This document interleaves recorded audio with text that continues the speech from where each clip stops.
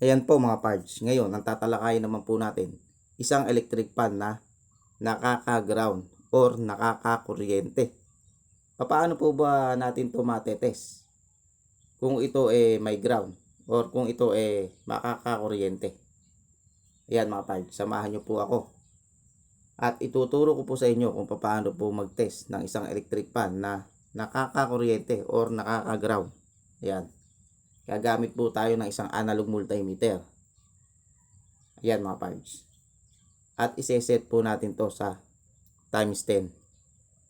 Ang gagawin po natin mga parts, i-calibrate po muna natin para po tama po yung ating nakukuhang resistance. Ayan. Ngayon nakakalibrate na po. Titingnan po natin kung buo yung makina ng ating electric fan. Ayan. Ngayon, may nakukuha po tayong resistance at okay naman po yung nakukuha po natin.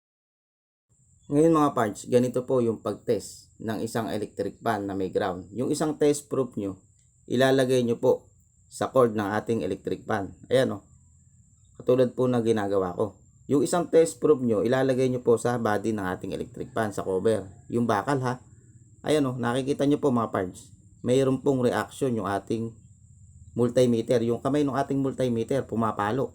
Ibig po niyang sabihin, makakakuryente po yan pagka po hinawakan nyo yung cover ng ating electric fan or may ground po yan.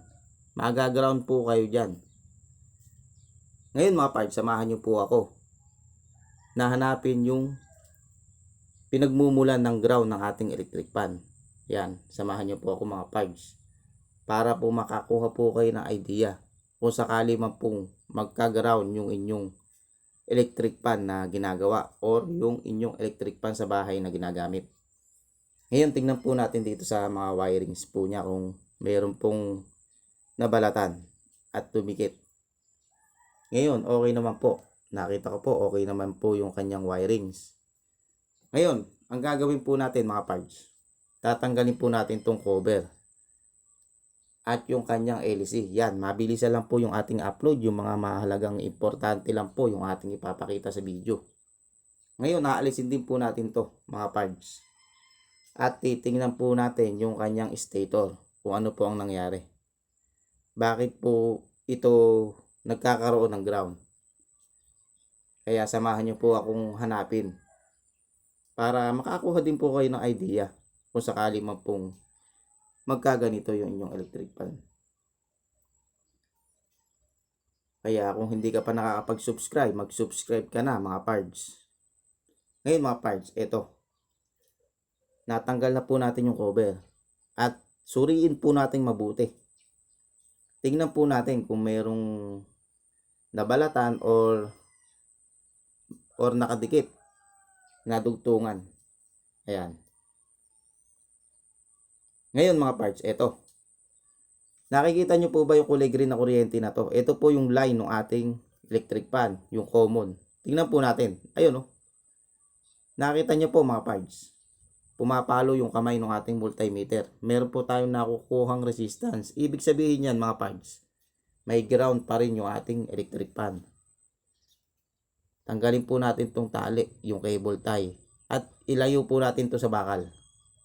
At subukan po uli nating itest. Tingnan po natin kung papalo yung kamay ng ating multimeter. Ayun o, pumapalo. Ayun o. Gumagalaw yung kamay ng ating multimeter. Ayan o, pag dinidikit natin tong test probe sa kanyang shafting. Ibig sabihin yan, may ground pa rin yung ating electric fan. Ngunit bakit saan nagmumula ito? Tanggalin po natin yung 4 na tornilyo ng ating stator.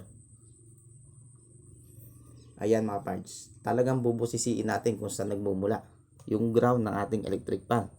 Kaya hindi po basta-basta ang pagre-repair ng ating electric fan. Kinakailangan din po natin ng oras. Mahabang oras at mahabang pasensya. Ngayon, tanggal na po yung stator niya. I-test po uli natin. Yung isang test probe, ilagay po natin sa common wire. At yung isang test probe, ilagay po natin sa bakal ng ating stator. Ayan o, wala. Wala po tayong nakukuhang resistance. O, hindi po gumagalaw. O, hindi pala gumagana to. Tanggal po pala mga parts. Pasensya na po kayo. Natanggal. Mamaya ko na po ayusin. Didikit ko lang po dito. Ayan o, gumagana. Ang gawin po natin, pagdugtungin na po natin yung kuryente ng ating tester sa common. Ayan. Common wire ng ating electric pan. Ayan, nakikita nyo po mga parts. Wala naman po tayong nakukuhang resistance. Pero bakit pagka ikinabit po natin dito sa ating stator, gumagalaw yung kamay ng ating multimeter?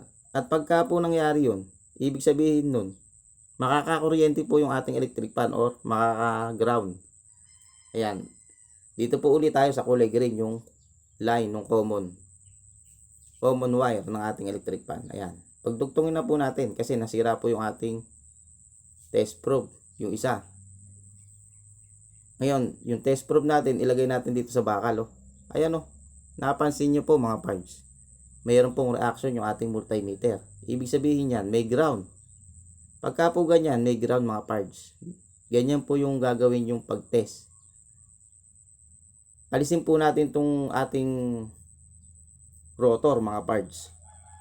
At tignan po natin mabuti, baka po may diferensya po dito sa rotor.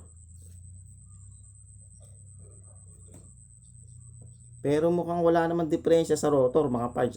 Okay naman, wala namang sayad eh. Hindi naman sumasayad sa ating stator. Pero bakit nagkakaroon ng ground dito pag nakakabit yung ating rotor? Tingnan nyo po mga parts oh. Ayan oh. Ayan. Tingnan nyo po mga parts oh. Oh. Meron po tayong nakukuhang resistance. Ibig sabihin yan, makakakuryente po to. May ground po ito, may ground. Ayan o, ang lakas eh oh. May ground. Ayan o. Ibig sabihin po niya, may ground po yung ating electric pan. Pagka po hinawakan natin to, sigurado, magugulat po tayo dito. Ayusin po natin mga parts. At busisiin po natin mabuti yung stator. Ayan o. Tingnan nyo po mga parts. Ayan o. Nakadugtong na po yung isang wire ng ating multimeter. Kasi nga natanggal eh. Natanggal yung test probe natin eh. Ayan o. Oh, natanggal. Tingnan nyo po mga parts. Dinugtong ko na lang. Tingnan po natin kung meron po tayong makukuhang resistance dito. Angat po natin tong shafting. Ayun o. Meron na naman. Pumalo na naman yung ating multimeter. Pag po inaangat natin, pumapalo. Pag po nakababa, wala. Walang palo yung ating multimeter. Ayun o. Pag po kasi pumalo, may ano to, may ground. Grounded to mga parts pagka po pumalo yung ating multimeter. Ayusin po natin mga parts yung shafting niya. Pinukpok ko po ng bagya.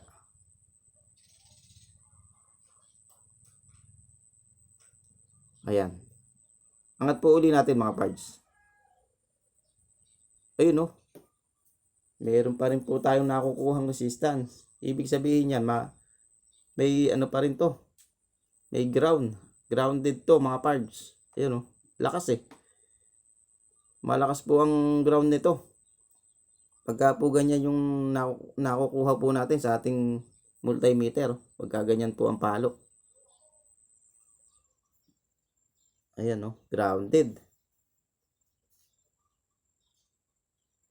Saan kaya nagmumula mga parts? Kaya samahan niyo po ako.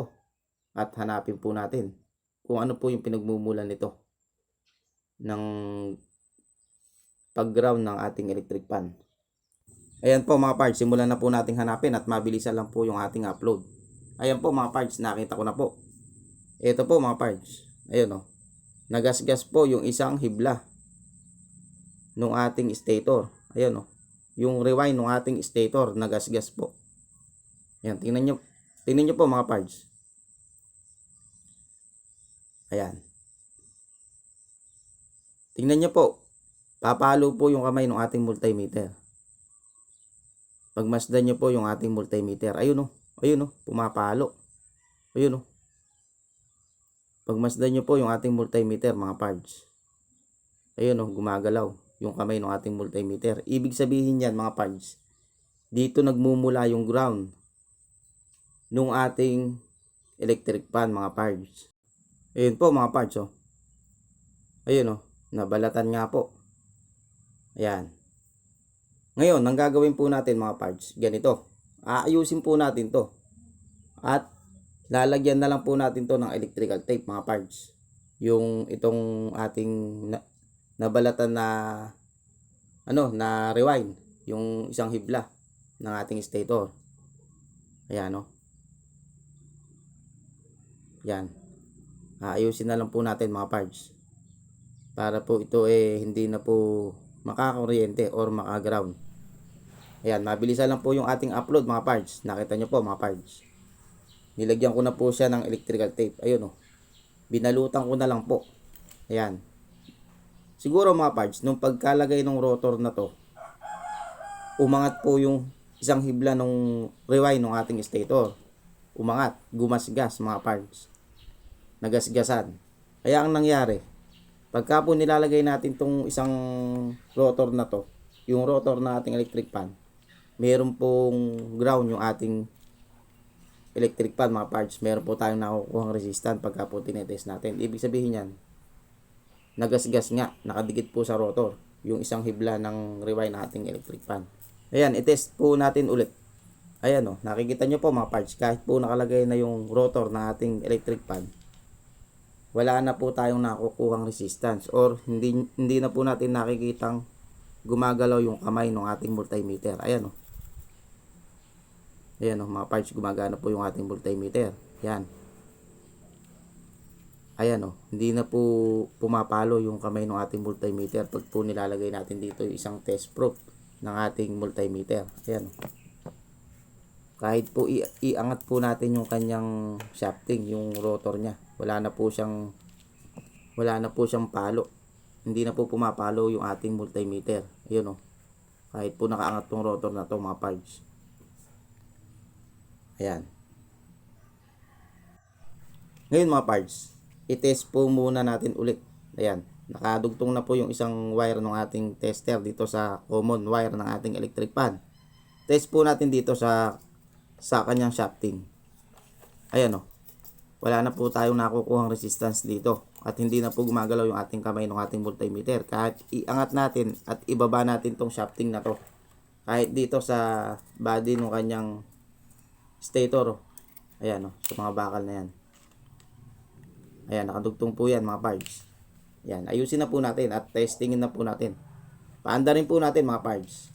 Tingnan po muna natin kung okay po yung rewind ng ating electric fan, kung okay po yung stator. Ayun, meron po tayong nakukuhang resistance. At tingnan po natin kung may ground pa.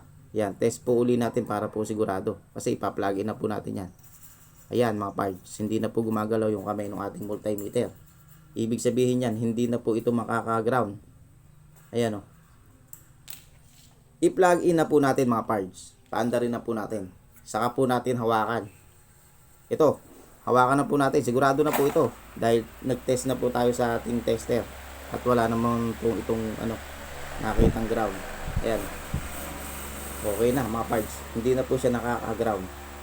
Pwede na po nating hawakan to na tayo ay ligtas. Ganon mga parts. Marami po salamat sa inyong patuloy na panonood.